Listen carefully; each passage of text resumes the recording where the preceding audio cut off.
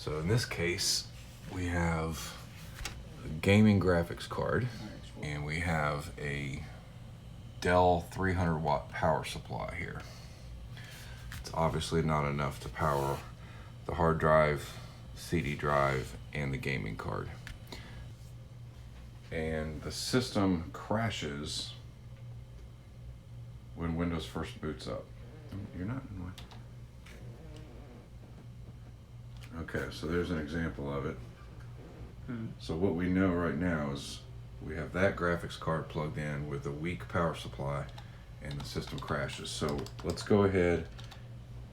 What we're going to do is we're going to unplug the graphics card and plug it into the regular motherboard and see if it boots up into Windows multiple times without the graphics card involved.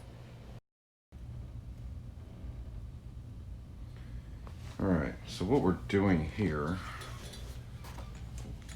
just to make sure that it's not the card or the motherboard, we've removed the video card, plugged in the onboard video, and we're going to see if the system crashes with those things removed.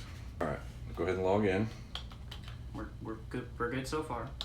Yeah, well, it's further than it got the last time. So we got the video card removed. I'm just booting into Windows and just making sure that everything works. Okay. So obviously everything's working here. No issues.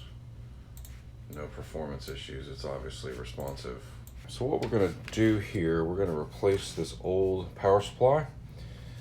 Doesn't have enough wattage to run things in here that I need it to run, and we're going to replace it with a 600 watt power supply. And I'm going to have my son do this. I'm going to walk him through it. All right. There's Windows loading.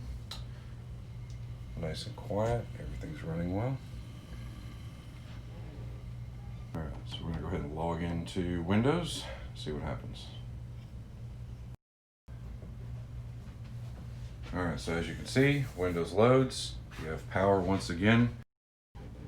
Windows doesn't go like that. Okay, so regular Windows loaded, no problem. Now what we're going to do is we're going to put our graphics card back in and hook it up to our new power supply and see what happens.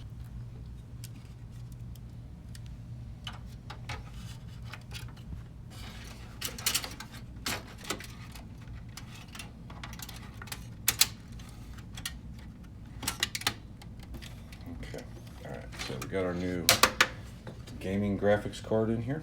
Now we're going to find the 8-pin power supply that it needs.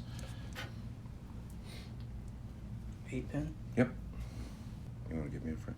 We got a 6-pin and a 2-pin, and that is because some graphics cards only need 6, so it includes that extra one. And just like we did with the main 24-pin, we take these, we pinch them together, just like that. Snap them down. Give it a little tug. All right, computer is on. Graphics card is doing what it does. Got our Dell logo. So the biggest complaint, Connor, was when you tried to run Rainbow Six Siege, as soon as the graphics card started doing what it needed to do, it would crash the computer. So now we're going to find out if the increased power allows the video card to work properly. So what we're going to do here is we're going to go ahead and fire up his game and see if it crashes now, because we have more power to the video card, which is what I suspect was causing the problem. So here comes the big test. Oh, yeah, I did. Okay. Okay, so here we go. Now let's see if it plays.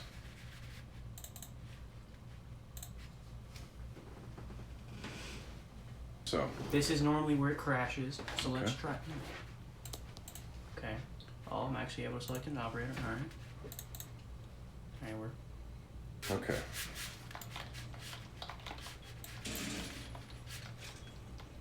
All right. So looks like it's playing the game just fine.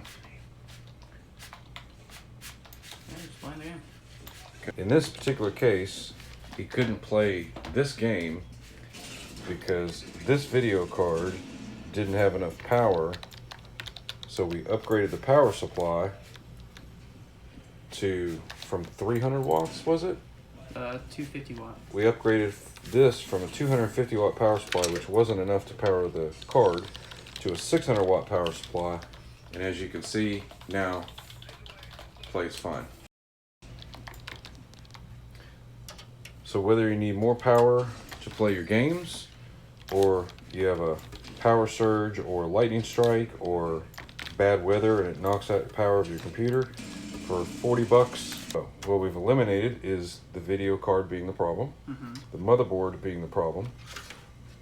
We replaced the power supply and magically everything works. Whether you have a power surge, a lightning strike, bad weather that causes your computer to boot up with no power, 40 bucks and a few minutes of your time, and you're rocking and rolling again.